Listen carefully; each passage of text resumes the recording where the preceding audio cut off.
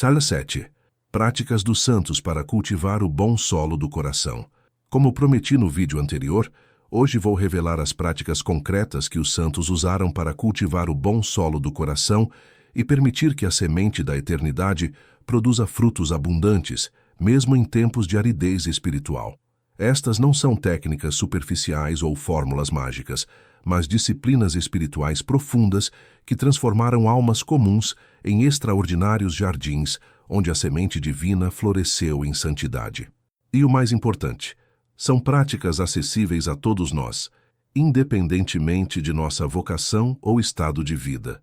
Antes de revelar estas 7 práticas transformadoras, compartilhe nos comentários qual é seu maior desafio para cultivar um coração espiritualmente fértil. É a falta de tempo?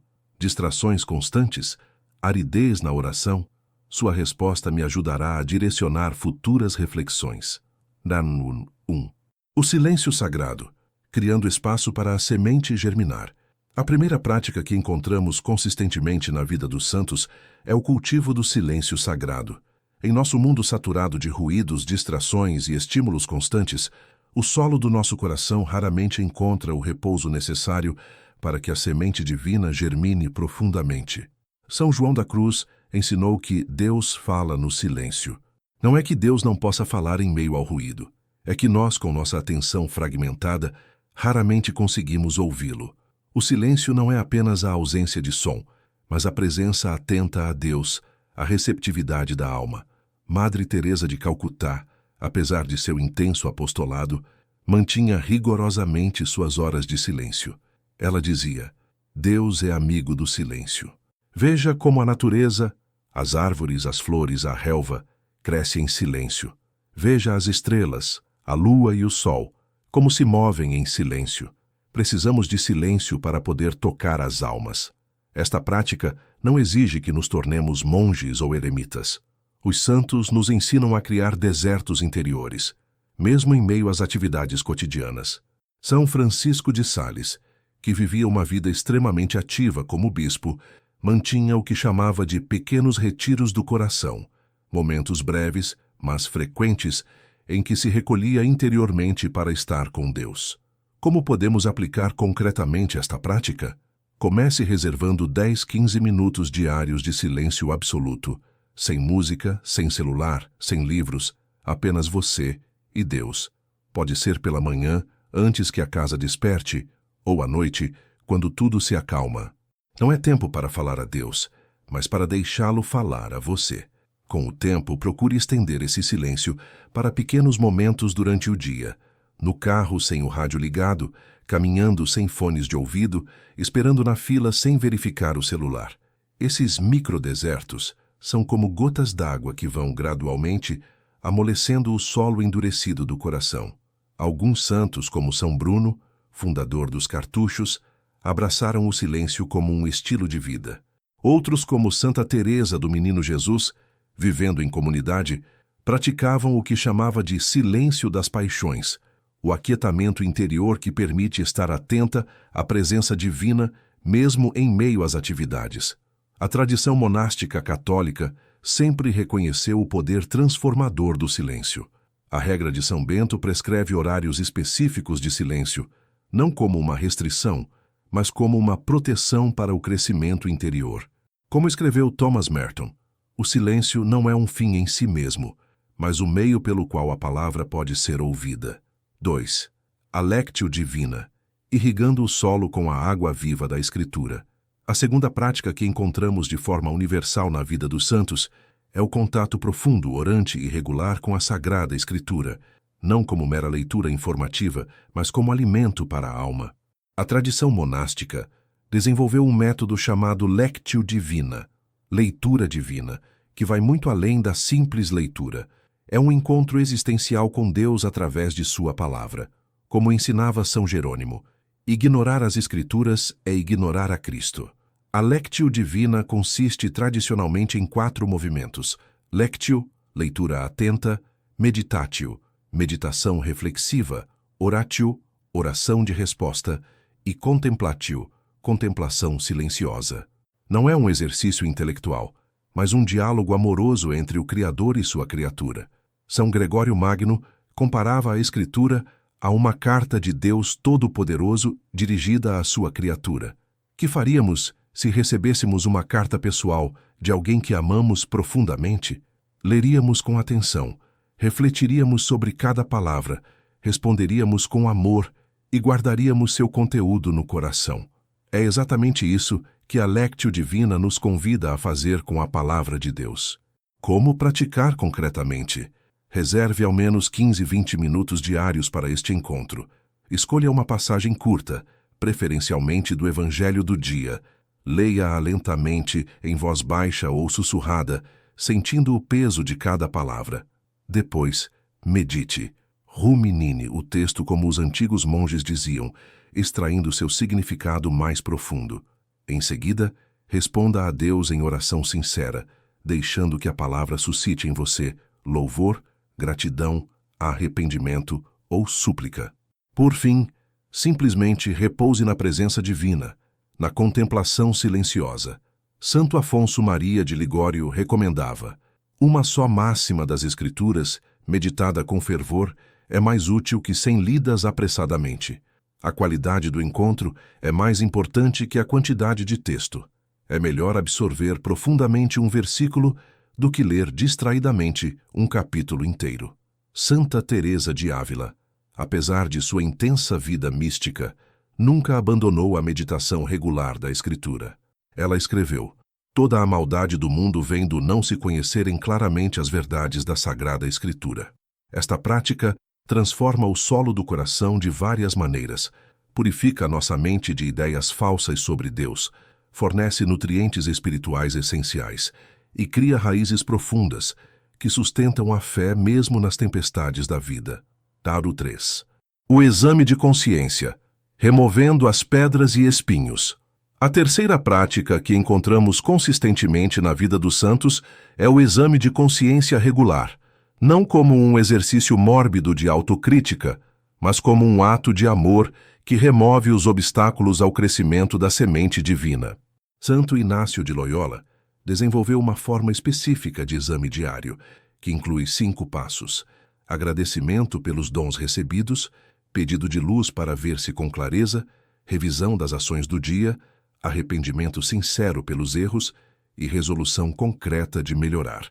O aspecto revolucionário deste exame é que ele começa com gratidão, não com culpa. Santo Inácio sabia que só podemos verdadeiramente ver nossas falhas quando primeiro reconhecemos o amor incondicional de Deus por nós. Como escreveu, o exame é uma oração, não uma contabilidade. São Francisco de Sales recomendava realizar este exame com a mesma gentileza que usaríamos para corrigir alguém que amamos profundamente. Ele advertia contra o autoescrutínio ansioso, que muitas vezes é mais manifestação de orgulho do que de verdadeira humildade. Como praticar concretamente? Reserve 10 minutos ao final de cada dia, preferencialmente antes de dormir. Comece agradecendo as graças específicas recebidas nas últimas 24 horas. Depois, peça ao Espírito Santo que ilumine sua memória e consciência. Reveja o dia como um filme, notando quando correspondeu à graça e quando falhou. Arrependa-se sinceramente das faltas, sem desânimo ou autocondenação. Por fim, faça uma resolução específica e realista para o dia seguinte. Santa Faustina Kowalska escreveu em seu diário: no silêncio do coração, Deus fala. Se você enfrenta Deus no silêncio, Ele lhe falará. E então, você saberá que o seu nada. Este exame regular funciona como uma poda espiritual. Remove os hábitos, apegos e padrões de pensamento que sufocam a vida divina em nós. É como o agricultor que regularmente inspeciona seu campo, removendo ervas daninhas antes que se tornem incontroláveis. Muitos santos também praticavam exames mais amplos em intervalos regulares, mensalmente ou associados a festas litúrgicas importantes. Estes permitiam identificar padrões e tendências mais profundos que não são facilmente percebidos na revisão diária. A prática constante do exame cria uma consciência viva e sensível, não escrupulosa ou ansiosa, mas atenta aos movimentos interiores da graça e do pecado. Como disse São Maximiliano Kolbe, a consciência é o santuário de Deus na alma onde sua voz ecoa. 4. A mortificação amorosa, arando o solo endurecido. A quarta prática que encontramos na vida dos santos, talvez a mais incompreendida em nossos dias, é a mortificação voluntária, não como autopunição masoquista, mas como disciplina amorosa que liberta o coração de apegos desordenados. A palavra mortificação vem do latim mortificar, de fazer morrer, e reflete o ensinamento de Jesus: se o grão de trigo não cair na terra e não morrer, permanece só, mas se morrer, produz muito fruto. João 12, 24. É o paradoxo central da vida cristã. É preciso perder para ganhar, morrer para viver, renunciar para possuir. São Paulo VI explicou: a mortificação cristã não é uma depreciação da pessoa, mas um meio de elevá-la. Não se trata de odiar o corpo ou o mundo, mas de ordenar nossos apegos para que nada nos separe do amor de Deus. Os santos praticavam diversas formas de mortificação, algumas mais austeras que outras, sempre guiadas pela prudência e pela obediência. Mas o que todas têm em comum é o propósito: criar liberdade interior e capacidade para o amor autêntico. Como praticar concretamente?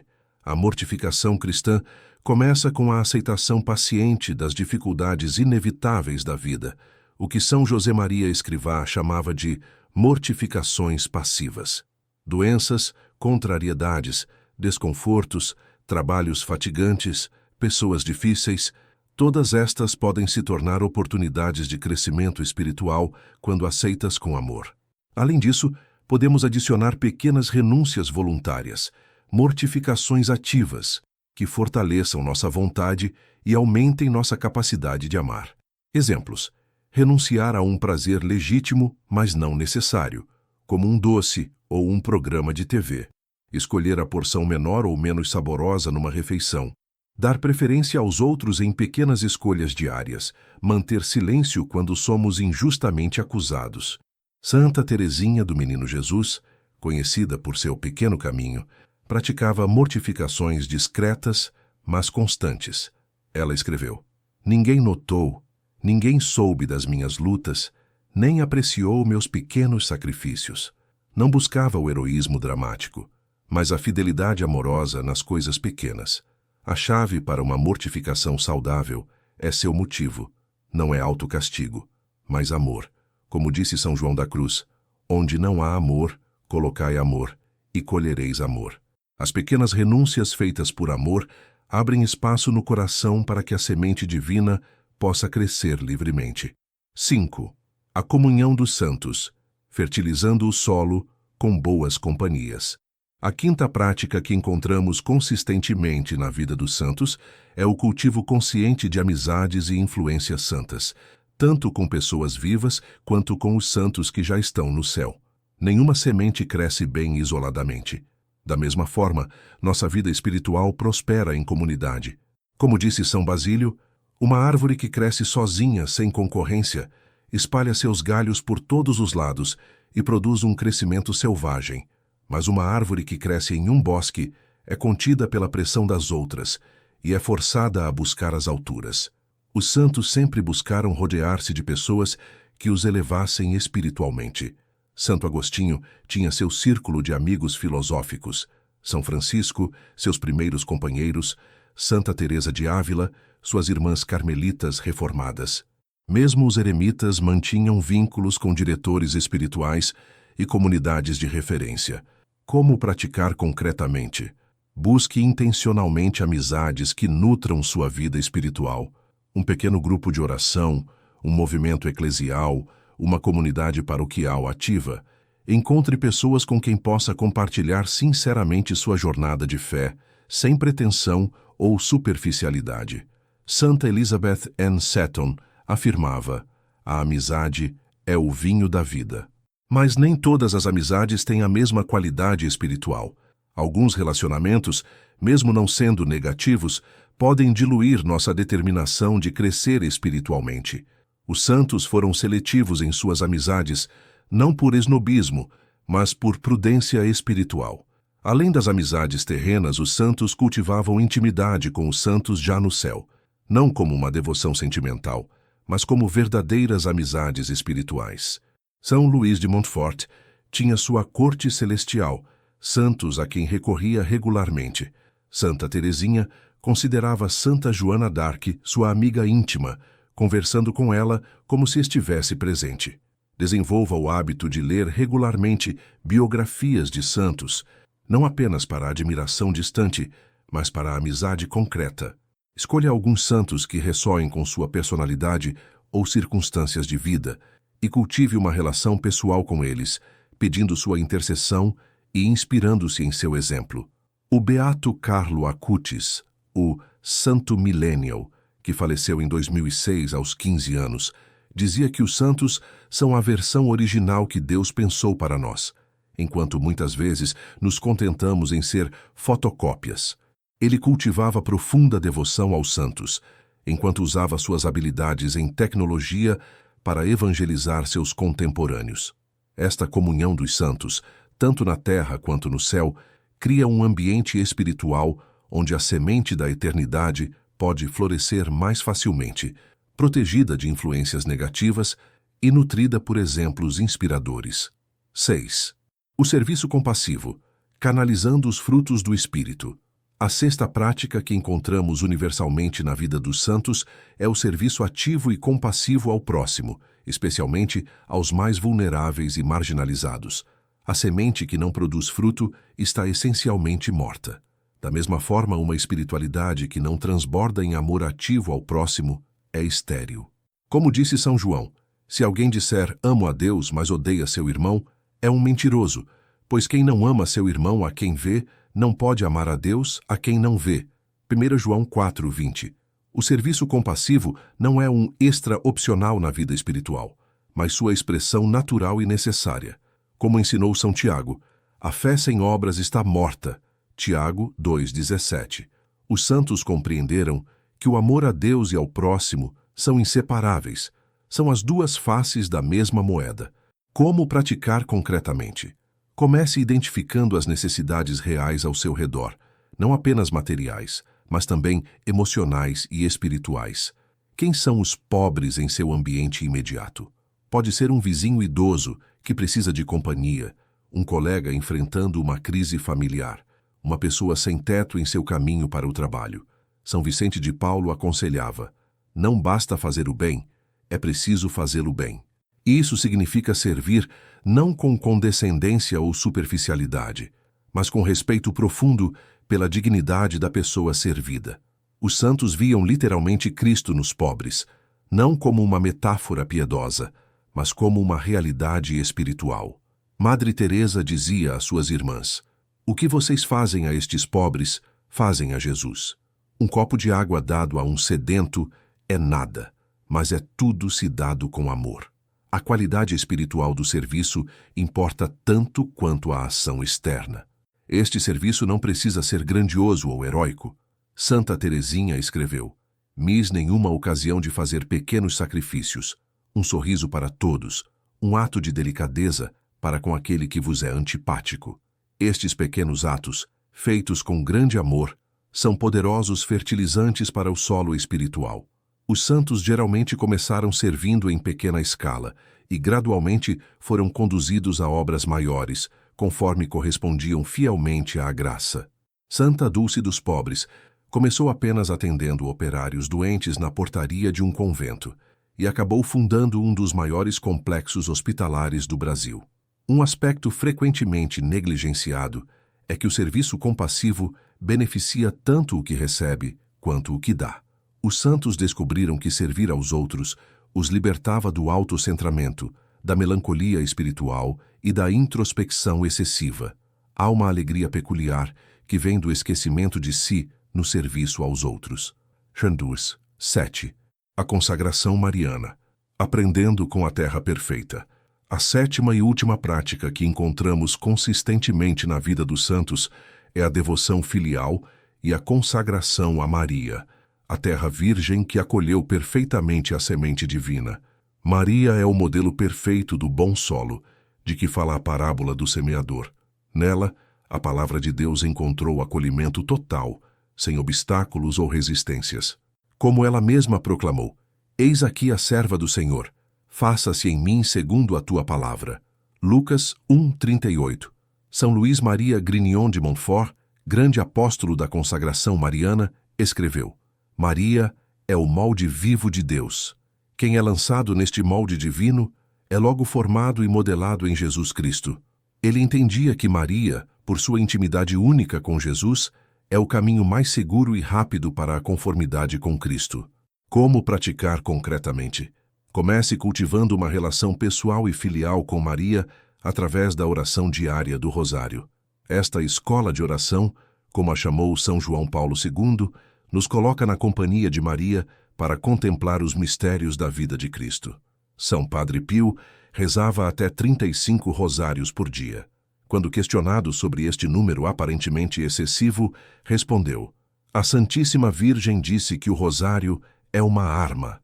Bem, se há perigo, um soldado não usa apenas uma bala, mas muitas. Para além do rosário, considere uma consagração formal a Maria, segundo o método de São Luís de Montfort, ou outras formas aprovadas pela Igreja. Esta consagração não é uma devoção sentimental, mas um compromisso sério de pertencer totalmente a Jesus através de Maria. São Maximiliano Kolbe, que fundou a Milícia da Imaculada, explicava a lógica desta consagração. Entregamo-nos a Maria não porque ela seja mais misericordiosa que Jesus, mas porque ela é o caminho mais fácil, mais curto e mais perfeito para ir a Jesus. A relação com Maria transforma o solo do coração de várias maneiras. Ela nos ensina as virtudes essenciais: humildade, pureza, docilidade ao Espírito, intercede poderosamente por nós e nos guia maternalmente nas decisões da vida. Como disse São Bernardo, jamais se ouviu dizer que alguém que tenha recorrido à sua proteção, implorado seu auxílio ou buscado sua intercessão, tenha sido por ela abandonado. São João Paulo II tinha como lema Totus Tuus, todo teu, expressando sua consagração total a Jesus através de Maria. Ele explicou: esta fórmula não expressa apenas uma devoção, mas uma atitude de vida. Esta consagração é particularmente poderosa nos tempos de aridez espiritual. Quando não sentimos a presença de Deus, Maria permanece como mãe fiel que nos segura pela mão na escuridão, como ensinou São Padre Pio. Agarre-se ao rosário, como a era se agarra à árvore, pois sem Nossa Senhora não podemos nos manter de pé. A síntese, o solo fértil, começa com a decisão. Estas 7 práticas, silêncio sagrado, lectio divina, exame de consciência, mortificação amorosa, comunhão dos santos, serviço compassivo e consagração mariana, formam um sistema integral de cultivo espiritual. Não são técnicas isoladas, mas aspectos interconectados de uma vida centrada em Cristo. Observemos que todas estas práticas são ativas, não passivas. Os santos não esperavam passivamente que Deus transformasse o solo de seus corações, mas cooperavam ativamente com a graça. Como disse Santo Agostinho, Deus que te criou sem ti, não te salvará sem ti. Ao mesmo tempo, os santos mantinham profunda humildade, reconhecendo que toda transformação espiritual é fundamentalmente obra de Deus. São Paulo expressa esta paradoxal cooperação. Operai a vossa salvação com temor e tremor, pois é Deus que opera em vós o querer e o operar, segundo a sua boa vontade. Filipenses 2, 12, 13. Qual é a boa notícia em tudo isso? Que o solo do coração humano, diferentemente do solo literal, pode mudar radicalmente. O caminho batido pode ser arado, as pedras podem ser removidas, os espinhos podem ser arrancados. Não importa quão infértil tenha sido seu coração no passado, uma transformação profunda é possível com a graça de Deus. Talvez a maior lição que os santos nos ensinam é a perseverança. Eles não desanimavam com os fracassos, nem se deixavam iludir pelos sucessos passageiros. Compreendiam que o cultivo do solo espiritual é trabalho de vida inteira, paciente, constante, confiante. Como disse São Francisco de Sales, tenha paciência com todas as coisas, mas primeiramente consigo mesmo. O crescimento espiritual raramente é linear ou instantâneo. Há estações, ciclos, períodos de aparente regressão seguidos de avanços inesperados. A chave é a fidelidade diária às práticas que preparam o coração para a ação divina. Se esta mensagem tocou seu coração, escreva nos comentários: quero preparar meu solo. e compartilhe este vídeo com alguém que possa estar buscando um crescimento espiritual mais profundo. Às vezes, um simples convite pode ser o início de uma grande transformação na vida de alguém. Que Maria, a terra virgem que acolheu perfeitamente a semente divina, interceda por nós e nos ensine a preparar o solo do nosso coração para uma abundante colheita espiritual. Até o próximo vídeo.